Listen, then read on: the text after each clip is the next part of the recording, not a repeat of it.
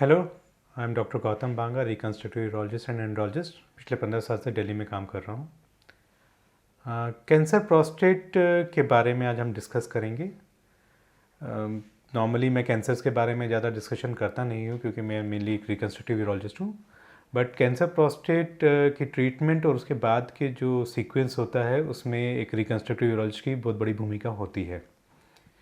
सो PSA test जो prostate specific antigen test है उसके आने के बाद जो कैंसर प्रोस्टेट है उसके इंसिडेंस या कह सकते हैं जो उनका नंबर है वो बढ़ गया है और काफ़ी यंग लोगों में भी कैंसर प्रोस्टेट पाया जाने लगा है और उसकी सर्जरी के द्वारा उसका इलाज किया जाता है। अगर PSA ज़्यादा बड़ी रेंज में नहीं है और जो कैंसर है वो प्रोस्टेट तक ही लिमिट है तो इसे रेडिकल प्रोस्टेक्टमी नामक सर्जरी के द्वारा इसका इलाज किया जाता है, जिसमें पूरा का पूरा जो प्रोस्टेट है उसको निकाल दिया जाता है और उसकी जगह जगह पे फिर जो पेशाब की थैली है, जो ब्लैडर है, उसको यूरिथ्रा या यूरिन पाइप से जोड़ दिया जाता है। अगर इसको एक अच्छे सेंटर में किया जाए तो एक सफल सर्जरी है और उसके बाद पेशेंट अपना नॉर्मल जीवन व्यतीत कर सकता है। ये सर्जरी काफ़ी सेफ सर्जरी है, लेकिन इसके जो कुछ साइड इफ़ेक्ट कह लीजिए या सिक्वली कह लीजिए, उसमें 3 मेन चीज़ें आती हैं, जिसमें एक होता है कि यूरिन इनकॉन्टिनेंस या यूरिन लीक, इरेक्शन में प्रॉब्लम या इरेक्टाइल डिसफंक्शन, या स्ट्रिक्चर का फॉर्मेशन, जो यूरिन पैसेज जो जोड़ा जाता है वहाँ पे कभी कभी सिकुड़न या नैरोइंग आ जाती है। तो इसे हम एक 1 बाय 1 डिस्कस करेंगे।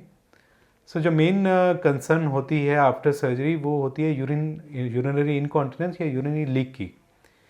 सो जब पेशेंट कभी खांसता है या पेशेंट सोता है लेट या चलता है तो कई बार यूरिन लीक करता है, जिसके कारण से उसको डाइपर या कोई और मैकेनिज़्म इस्तेमाल करना पड़ता है यूरिन कंट्रोल करने के लिए। कई मरीज़ आते हैं और वो बिल्कुल निराश होते हैं कि माना हम कैंसर से तो फ्री हो गए हैं, लेकिन जो हमारी क्वालिटी ऑफ लाइफ है वो काफ़ी ज़्यादा अफेक्ट हो चुकी है। मैं उनको बताऊंगा कि निराश ना होएं। यूरिनरी इनकॉन्टिनेंस काफ़ी मरीज़ों में 10 से 12 महीने के अंतराल तक में काफ़ी हद तक या कहते हैं पूर्णतः ठीक हो जाता है।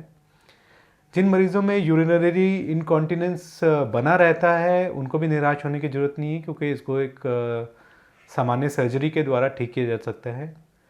हमारे पास 2 तरीके मैकेनिज़्म हैं जिसके थ्रू हम इनको यूरिनरी कंट्रोल दे सकते हैं। वो है आर्टिफिशियल यूरिनरी स्फिंक्टर या मेल स्लिंग। जिन पुरुषों में सर्जरी के बाद जो लीक है वो काफ़ी कम मात्रा में है या सिर्फ खांसने, छींकने या ज़ोर लगाने पे होता है, उन मरीज़ों में हम लोग स्लिंग का इस्तेमाल करते हैं, जो एक कह सकते हैं जाली की तरीके की होती है। वो पेशाब की नली के आसपास लगा दी जाती है, जिससे कि प्रेशर अप्लाई रहता है और वो यूरिन लीक नहीं होता। कुछ मरीज़ जो कह सकते हैं 1 से 2% होते हैं कैंसर सर्जरी के बाद में, जिनमें यूरिन लीक बहुत ज़्यादा होता है या हमेशा यूरिन टपकता रहता है, हमेशा लीक बना रहता है।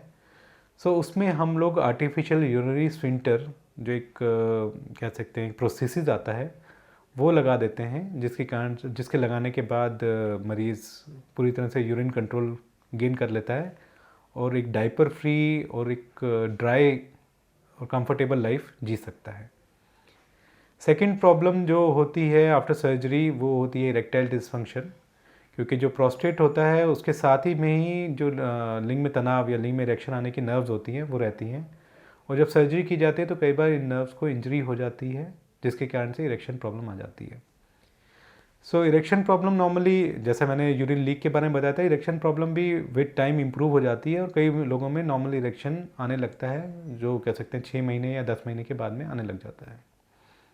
अगर उसके बाद भी कई मरीज़ों में ये तो समस्या बनी रहती है, इरेक्शन या तो तनाव पूरा नहीं आता या तनाव बिल्कुल ही नहीं आता, उन मरीज़ों में हम लोग पहले मेडिसिन से ट्राई करते हैं, उनको रेगुलर मेडिसिन एडवाइस करते हैं, और अगर उससे बाद भी उनको पूर्णतः बेनिफिट नहीं मिलता है तो फिर हम लोग पेनाइल इम्प्लांट की सर्जरी करते हैं और उसके बाद वो एक नॉर्मल सेक्सुअल लाइफ जी सकते हैं।